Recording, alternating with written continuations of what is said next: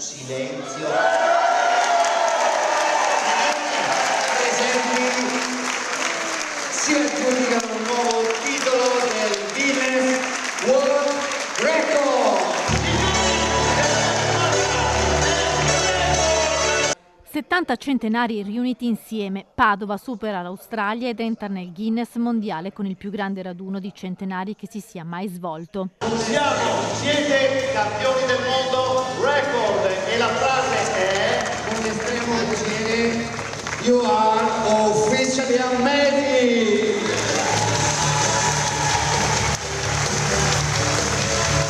In una stanza 7.078 anni in totale, arrivano da tutta la regione. In Veneto infatti risiedono 1.570 centenari, tra le donne la più longeva è Ada con i suoi 104 anni portati splendidamente, ma il più anziano di tutti è Luigi Zanon, 106 anni, maestro di ballo che arriva da Treviso. Signor Luigi, come si fa ad arrivare a 106 anni? Ecco,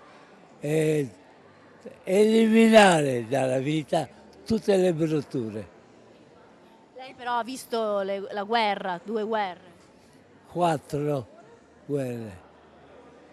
4 guerre, ho visto la Spagna, l'Albania, la Grande Guerra. 4 maggio 2024, la data storica di questo record mondiale. Eccolo qui, l'attestato che certifica l'obiettivo raggiunto a Padova dall'Opera Immacolata Concezione.